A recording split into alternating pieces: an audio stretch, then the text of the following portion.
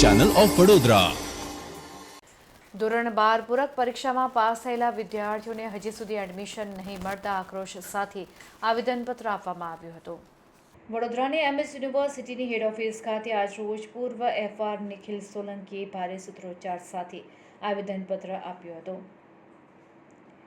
MS university દ્વારા ધોરણ 12 પૂરક પરીક્ષામાં પાસ થઈ ગયેલા વિદ્યાર્થીઓને એડમિશન હજી સુધી આપવામાં આવ્યા નથી, જેના વિરોધમાં હેડ ઓફિસ ખાતે આવેદનપત્ર આપવામાં આવ્યું હતું અને જણાવવામાં આવ્યું હતું કે યુનિવર્સિટીમાં જલ્દી પૂરક પરીક્ષા પાસ કરનાર વિદ્યાર્થીઓને એડમિશન મળી જાય અને તેનો યોગ્ય નિકાલ આવે તેવી માંગ કરવામાં આવી હતી અને જો નિકાલ નહીં આવે તો આવનારા દિવસમાં ઉગ્ર આંદોલન કરવામાં આવશે તેવી ચીમકી પૂર્વ FR નિખિલ સોલંકીએ ઉચ્ચારી હતી।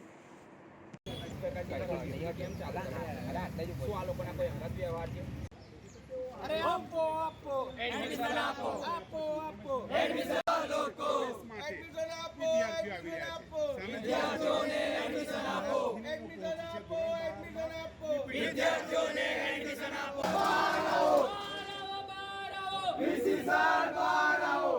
जो अंदर बैठेलाने जाण करी दो कि हमारे उग्र स्वरूप धारण ना करવું પડે, શાંતિથી આવીને રજૂઆત સાંભળી લે, બાકી તમારે જ FIR કરવાની જરૂર પડે છે। એટલે રજૂઆત સાંભળવા માટે આવી જાઓ, નહીં તો અમારે ઉગ્રથી ઉગ્ર આંદોલન કરવું પડશે। भाजप के दलालों को जूते मारो सालों को, भाजप के दलालों को जूते मारो सालों को, भाजप के दलालों को जूते मारो सालों को, भाजप के दलालों को जूते मारो सालों को। चोर विसे हाय हाय, चोर विसे हाय हाय, दलाल विसे हाय हाय, दलाल विसे हाय हाय। हाय रे भाजप हाय हाय, हाय रे भाजप हाय हाय। કઈ છે ભાઈ, બોલાવો ને વીસી સરને, બોલાવો, અમે રજૂઆત કરવા આવ્યા છે।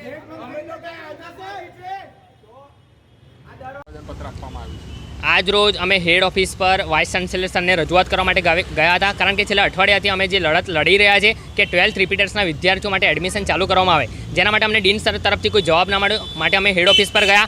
PRO સર આવ્યા, પરંતુ અમે રજિસ્ટ્રાર સર કાં તો VC સરને મળવાની વાત કરી, ત્યારે રજિસ્ટ્રાર સરને PRO દ્વારા PROને કહેવામાં આવ્યું કે મંગળવાર સુધીમાં અમને પોઝિટિવ આન્સર આપવામાં આવ્યો છે કે મંગળવાર સુધીમાં અમે એડમિશન ચાલુ કરાવી દઈશું, કાં તો નવી કોઈ અપડેટ આપવામાં આવશે। અને અમે માંગ કરી છે કે રિપીટર્સના દરેક વિદ્યાર્થીને એડમિશન મળી જાય, તો તેમના દ્વારા પણ અમારી માંગ નું પોઝિટિવ આન્સર આપવામાં આવ્યો છે કે મંગળવાર સુધીમાં કોઈ ડિસિઝન લેવામાં આવશે, તો અમે મંગળવાર સુધીમાં રાહ દેખવામાં આવશે। જો મંગળવાર સુધી યોગ્ય ડિસિઝન લેવામાં નહીં આવે તો અમારા દ્વારા આ લડત ચાલુ રાખવામાં આવશે અને ઉગ્રથી ઉગ્ર વિરોધ કરવામાં આવશે તેવી અમે ચીમકી આપીને આવ્યા છે।